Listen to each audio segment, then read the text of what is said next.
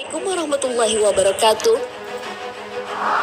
Sahabat beriman, manusia akan menyesal jika kelak masuk neraka. Dalam Al-Quran, hal itu telah banyak digambarkan. Di antara banyak penyesalan, salah satunya adalah masalah ketaatan. Lalu bagaimana bentuk penyesalan mereka? Selama hidup di dunia, mereka taat kepada siapa? Lalu seperti apakah pemimpin yang harus diikuti? Dapatkan jawabannya dengan menonton video ini hingga akhir. Tentunya patuh pada pemimpin yang menyesatkan. Saat sedang mengalami penyiksaan, para penghuni neraka akan menyesali kehidupan dunianya. Saat hidup di dunia, mereka tidak taat kepada Allah Subhanahu wa Ta'ala dan Rasul-Nya.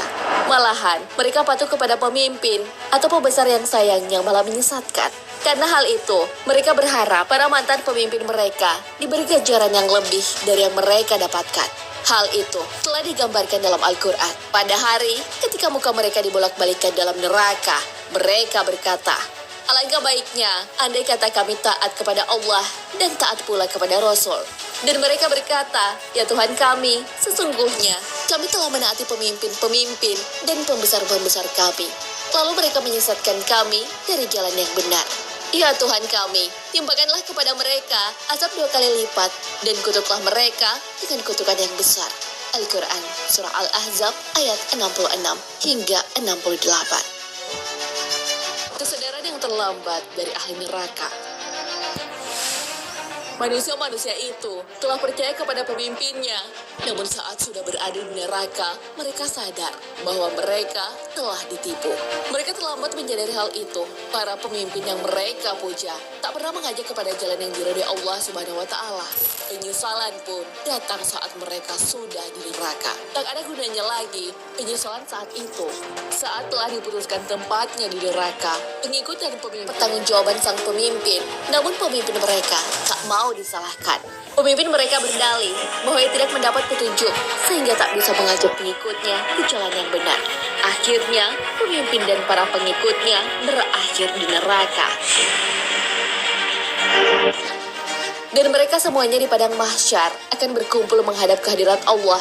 Lalu berkatalah orang-orang yang lemah kepada orang-orang yang sombong, "Sesungguhnya kami dahulu adalah pengikut-pengikutmu, maka dapatkah kamu menghindarkan daripada kami azab Allah walaupun sedikit saja?" Mereka menjawab, "Seandainya Allah memberi petunjuk kepada kami, niscaya kami dapat memberi petunjuk kepadamu. Sama saja bagi kita, apakah kita mengeluh atau kau bersabar? Sekali-kali kita tidak mempunyai tempat untuk melarikan diri." Al-Quran, Surah Ibrahim, ayat 21. Pemimpin yang zalim akan berlepas diri atas pengikutnya. Para pengikut pun berandai-andai bisa kembali ke dunia supaya mereka bisa menaati perintah Allah Subhanahu wa Ta'ala. Namun semua itu sudah terlambat. Dan berkatalah orang-orang yang mengikuti, "Seandainya kami dapat kembali ke dunia, pasti kami akan berlepas diri dari mereka. Sebagaimana mereka berlepas diri dari kami, demikianlah Allah memperlihatkan kepada mereka amal perbuatannya menjadi sesalan bagi mereka.